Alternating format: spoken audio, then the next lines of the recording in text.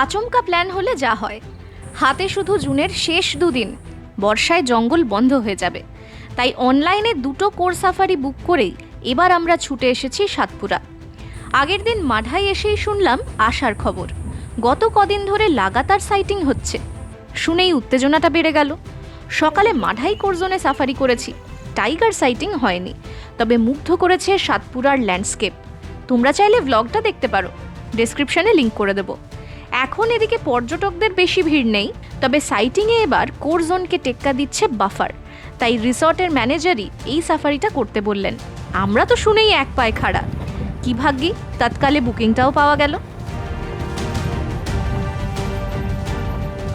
তো এখন আমরা রওনা দিচ্ছি আমাদের দ্বিতীয় সাফারিতে, যে সাফারিটা হবে একটা সারপ্রাইজ। এটা আমরা এখানে এসে ঠিক করেছি সাইটিংয়ের খবর নিয়ে। যা থাকে কপালে সেটা তো দেখাই যাবে একটু পরে, কিন্তু আমরা এই সাফারিটায় যাচ্ছি একটা নতুন বাফার জোন, আর সেটা হচ্ছে জামানি দ্বীপ। আজ আমরা বিকেলের সাফারি করছি জামানি দ্বীপে। আমরা মানে 3 মূর্তি, কারণ এবার সাতপুরায় রেকর্ডিং মোডের সঙ্গী দিল্লির প্রশান্ত। বন্যপ্রাণের পিছু ধাওয়া, সাইটিংয়ের রোমাঞ্চ সেসব তো থাকবেই। তার সঙ্গে এই পর্বে তোমাদের দেখাবো বৈচিত্র্যে ভরপুর সাতপুরার আরও একটা জোন। এই বাফারের একদিকে মিক্সড ফরেস্ট, অন্যদিকে খোলা গ্রাসল্যান্ড, দূরে দিগন্তজোড়া পাহাড়ের রেঞ্জ, আর মাঝখান দিয়ে বয়ে যাচ্ছে মায়াবী দেনবা নদী। প্রাকবর্ষার জঙ্গল যে কত সুন্দর হতে পারে সেটা জানতে গেলে কিন্তু ব্লগটা শেষ পর্যন্ত দেখতে হবে।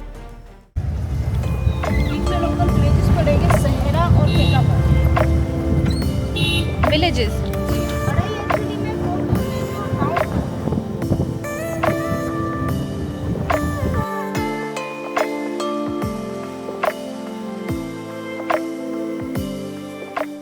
রিসর্ট থেকেই জিপসি আমাদের তুলেছে। আকাশে হালকা মেঘ থাকলেও মনে হচ্ছে না বৃষ্টি হবে। মাঢাই থেকে কয়েক কিলোমিটার দূরে একটা গ্রাম আছে, নাম সেহরা। জঙ্গল লাগোয়া মাঠঘাট আর আঁকা বাঁকা রাস্তা পেরিয়ে আপাতত আমরা ওদিকেই এগোচ্ছি।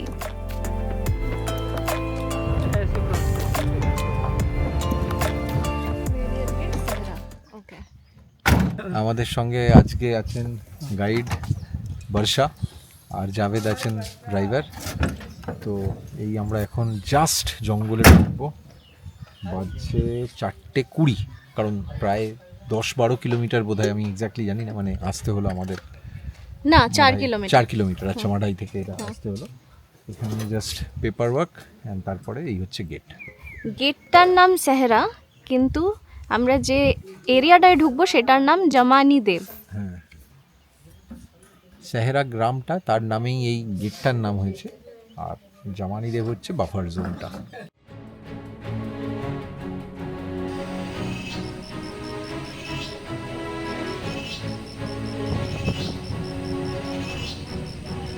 গেট পেরিয়ে মাটির রাস্তা ধরে বেশ খানিকটা চলে এসেছি। গাইড বর্ষাজি বললেন এখানে নিয়মিত একটা ভাল্লুকের মুভমেন্ট চলছে। তারই সন্ধানে এগোতে এগোতে আচমকা চোখে পড়ল একটা ক্রেস্টেড হানি বাজার। এরা বলতে পারো চিলের তুতো ভাই বোন, তবে ইনি মাটিতে নেমেছেন ছোটখাটো সাপ খুঁজতে। আরও কিছুটা এগোতেই চোখে পড়ল জিপসির জটলা। তাহলে কি? কাছে গিয়ে দেখলাম যার খোঁজে এসেছি তিনি দিবানিদ্রা দিয়েছেন। আশপাশটা পাথুরে, বেশ একটা ছোট গুহার মতো। সেরকমই একটা পাথরের আড়ালে গাড়ির আওয়াজে একবার চোখ খুলেছিল, তবে হাবে ভাবে বুঝলাম দুপুরের ঘুমটা এখনো পুরো হয়নি। আমি এর আগের ব্লগেও বলেছি, আবার আজকে এই সেহরা গেট দিয়ে ঢুকতে ঢুকতেও বলেছি যে যদি ভাল্লুক না দেখা যায় তাহলে আমি বলবো যে পৃথিবীতে ম্যানিফেস্টেশন বলে কিছু হয় না, যেই যা বলে সব ভুলভাল। কিন্তু এখানে ঢুকে জামনি দেবের প্রথম আমরা যেটা দেখতে পেলাম সেটাই একটা ভাল্লুক, বেশ পেল্লাই সাইজের। সে এখন পাথরের তলায় ঠান্ডায় ঘুমোচ্ছে। তো তার ভিডিও তো তোমরা দেখছো। কিছুক্ষণ পর আবার আমরা চেষ্টা করব যদি এর হাঁটাহাঁটির ছবি টবি নেওয়া যায়। তো আপাতত শুরুতেই মনটা বেশ ভালো লাগছে যে দেখা গেছে।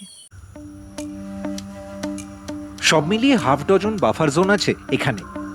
মাস কয়েক আগেও মধ্যপ্রদেশের অন্য জঙ্গলের মতো নাইট সাফারি হতো সাতপুরায়, আর সেই সাফারি হতো 2টো বাফার জোনে, একটা জামানি দ্বীপ আর একটা পারসা পানিতে। আদালতের আপত্তিতে এখন সেসব বন্ধ। সাতপুরায় কোর জোনের ভেতরে এখন আর কোনো গ্রাম নেই, তবে বাফারের আশেপাশে কিছু আছে।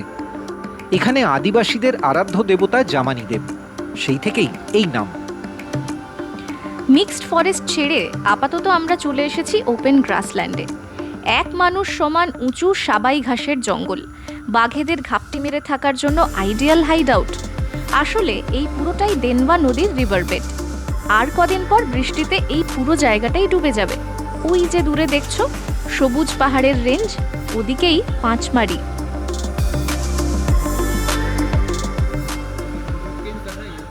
कंटिन्यू नहीं है उसका पानी। ये तालाब है क्या नेचुरल? तालाब तो है, ये नदी से जुड़ा हुआ है क्योंकि ये पानी यहाँ बहुत river ज्यादा लग है। गया ये रिवर लग गया है यहाँ से। तो होगा वो पानी। কিছুক্ষণ ধরেই থেকে থেকে বাঁদরের কল শুনছিলাম। তারপর নাকে এলো বিকট গন্ধ। নিশ্চয়ই ধারে কাছে কোনো কিল আছে, আর শিকার থাকলে শিকারিও থাকতে বাধ্য। তবে টাইগার না লেপার্ড বোঝা কঠিন। শুরু হলো লুকোচুরি খেলা। যারা জঙ্গল ভালোবাসেন এ খেলা তাদের অ্যাড্রিনালিন রাশ, কিন্তু কিছুক্ষণ খোঁজাখুঁজি করেও পাওয়া গেল না। তারপর কিছুটা যেতে না যেতেই চোখ গেল ঝোপের আড়ালে।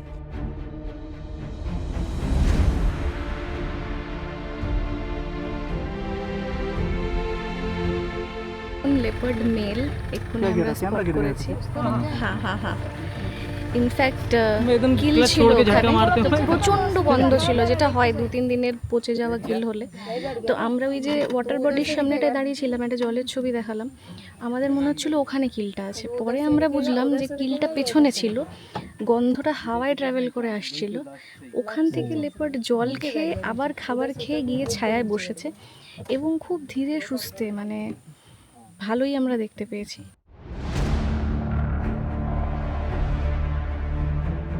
ডোরাকাটা নয়, গোলছাপ। তবে গাড়ির আওয়াজটা পছন্দ হয়নি, তাই চোখের আড়ালে চলে গিয়েছিল। বর্ষাজি বললেন জলার ধারে যেতে পারে। অগত্যা গাড়ি ঘুরল, আর আমরা টিলা থেকে নেমে আসতেই দেখি দূরে বসে আছে একদম খোলা মাঠে। এরকম খোলা জায়গায় বিগ ক্যাট সবসময় দেখা যায় না, তবে আমাদের থেকে অনেকটা দূরে, তাই প্রাইভেসি নিয়ে কোনো সমস্যা নেই।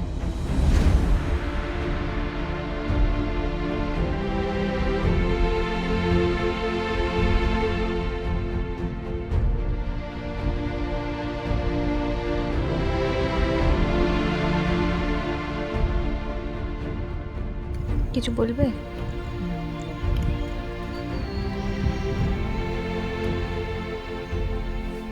কোনো প্রশ্ন নয়।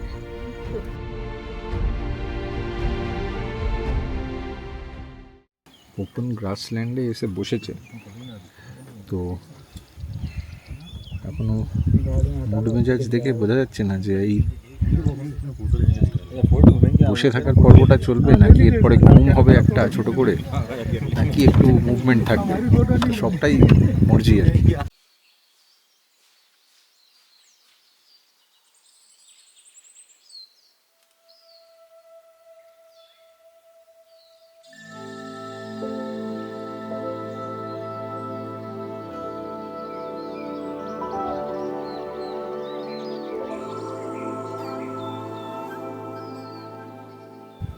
এখনও ফুললি অ্যাডাল্ট বলা যায় না, কিল করেছে, খেয়েওছে, এখন এসে বেশ রিল্যাক্স মেজাজে বসেছে। হয় ঘুমোবে, কিংবা তা না হলে আবার উঠে হয়তো মুভমেন্ট শুরু হবে, পুরোটাই মর্জি। তো আমরা ওয়েট করছি। অনেকক্ষণ ধরে ওকে সারাউন্ড করে ঘুরে বিভিন্ন অ্যাঙ্গেল থেকে ট্রাই করা হচ্ছিল, ফাইনালি ওকে ওপেনে পাওয়া গেছে। এইবার মনে হচ্ছে अब वो ওঠেগা? साफ वाफ कर रहा है, जरा वीडियो वीडियो सही चल रही है उसकी उठेगा। ডেনভা রিভারবেডের এদিকটাও কম সুন্দর নয়। জলের ধারে পাখিদের বিকেলের ভিড়, এদিকে চারপাশটা উঁচু নিচু আর মাঝখানে ঘাস। সেখানে গত 40 মিনিট ধরে এড়িয়ে গড়িয়ে নিচ্ছেন লেপার্ড বাবাজি, তবে কিল থেকে চোখ সরায়নি। হাজার হলেও কষ্টের শিকার বলে কথা।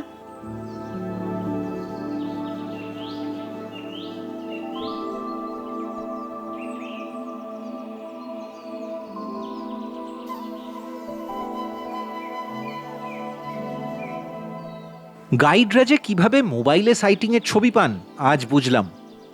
দূরবীনে মোবাইল ক্যামেরা লাগিয়ে ছবি তোলাটাও খুব সহজ নয়।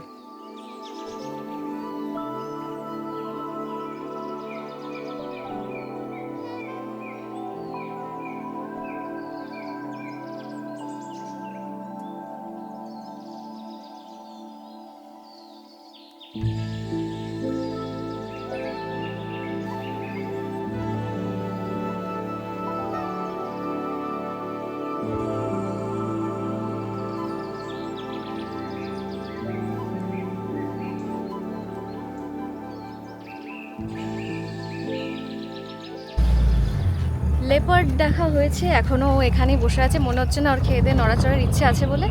তো আমরা একটু দেখি। হ্যাঁ, 6:20 বাজে আর টাইগারের মুভমেন্টের টাইম তো শুরু হয়ে গেছে। দেখা যাক যদি একজনের সঙ্গেও দেখা করা যায় এবং তোমাদেরও দেখা করানো যায়। প্লাস ভাল্লুকটাও ওকেও, হ্যাঁ, যাওয়ার সময় ভাল্লুককে একটু নাড়িয়ে দিয়ে যেতে হবে। এবার ওর অফিস টাইম শুরু হচ্ছে।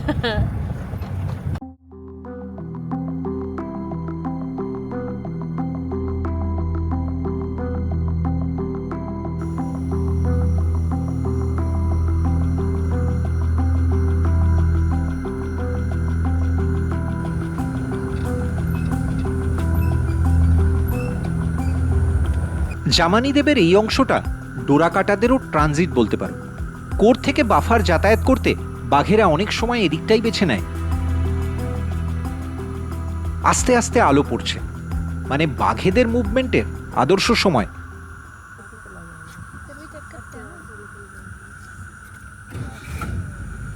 এই ধরনের জায়গা বাঘের খুব পছন্দের। এখানে দেখো, রোদ পড়লেও ছায়া পাওয়া যাবে, জল আছে এবং লুকিয়ে থাকতে পারবে, আড়ালে থাকতে পারবে।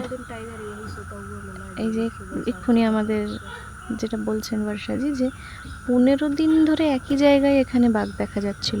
মানে এত পছন্দের এই ধরনের জায়গা, বিশেষ করে গ্রীষ্মকালে যখন রোদটা একটা সমস্যা। বাট এখন তো ফাঁকা, কিছু নেই এখানে।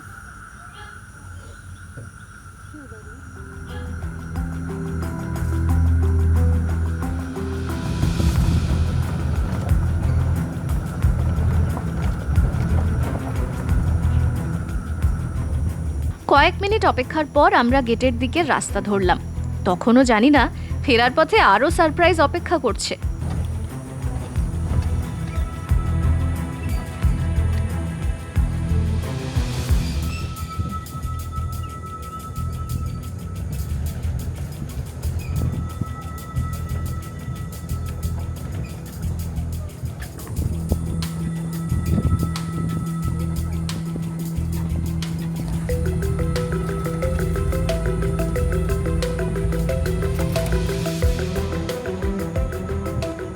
মেঘ করছে, মাঝে মাঝে আকাশ ডাকছে, হয়তো বৃষ্টি হবে।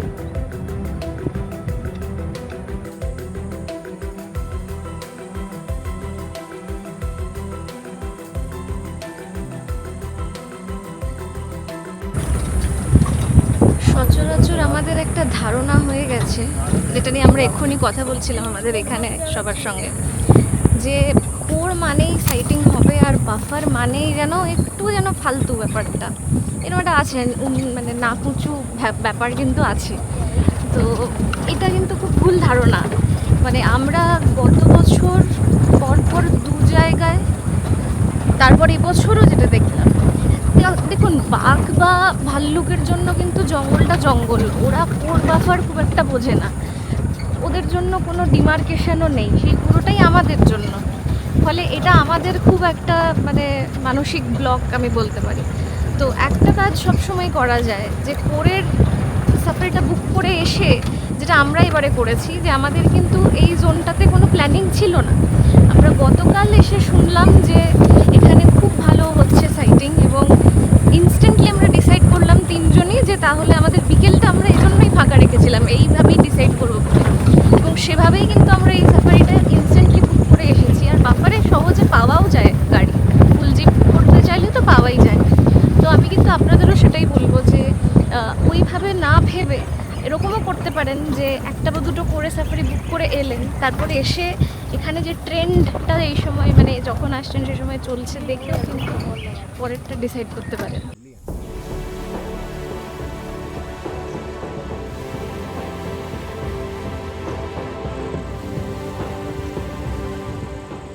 ফেরার তারার মধ্যেই আবার গাড়ি থামাতে হলো। হঠাৎ চোখে পড়ল, আরে সেই ভাল্লুকটা সাফারিতে ঢোকার মুখে ঘুমন্ত অবস্থায় দেখেছিলাম। এখন উঠে বাবাজি বেরিয়ে পড়েছেন, নিশ্চয়ই খিদে পেয়েছে।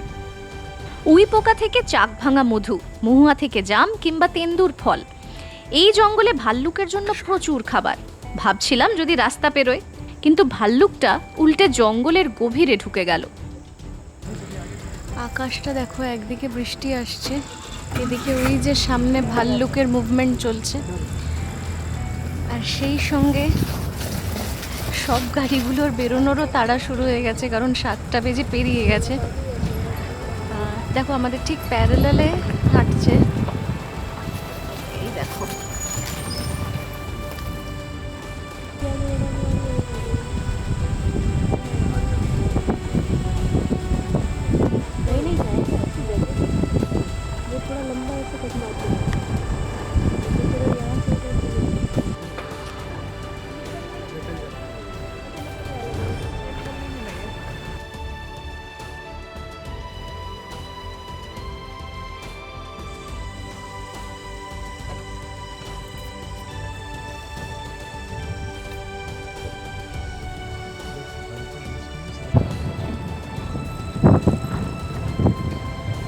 कल ही तो प्रशांत बोल रहे थे ना, बहुत मैजिक वाला कॉन्सेप्ट होता है वहाँ पे।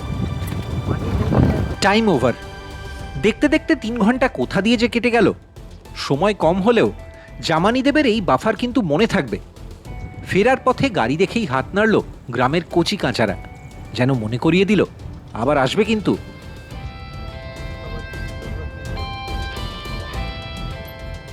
দিগন্তে রঙের খেলা দেখতে দেখতেই আমরা ফিরছি মাঢাইয়ের আস্তানার দিকে।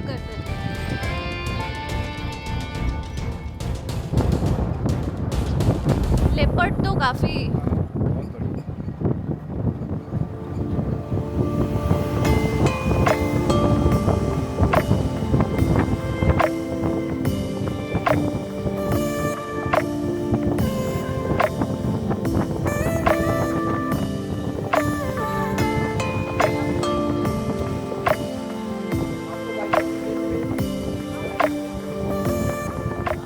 পরের পর্বে দেখাবো সাতপুরার জঙ্গলে আসার প্ল্যান করলে কিভাবে তোমরা সাফারি বুক করবে। অনলাইন বুকিংয়ের সব খুঁটিনাটি থাকবে, সঙ্গে মাঢাইয়ের আরও একটা দারুণ এক্সাইটিং সাফারি। আমাদের কি শেষ পর্যন্ত বাচ্চির সঙ্গে দেখা হলো? সেই উত্তরটা না হয় পরের পর্বের জন্যই তোলা থাক।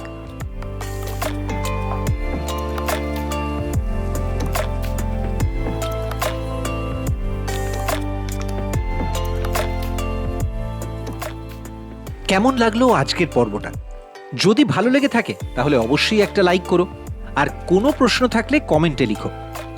হুজুগের জঙ্গল ঘোরা নয়, যদি সত্যিকারের জঙ্গলকে জানতে চাও বা জঙ্গলের আসল ফিল পেতে চাও তাহলে সাবস্ক্রাইব করতে পারো এই চ্যানেলটা। আর অবশ্যই পরিচিত সবাইকে বলো রেকর্ডিং মোড ট্রাভেল দেখতে। একই সঙ্গে আমাদের পেজ রেকর্ডিং মোড ফলো করে নিও ইনস্টাগ্রামে আর ফেসবুকেও। দেখা হবে খুব তাড়াতাড়ি আবার একটা নতুন গল্পে।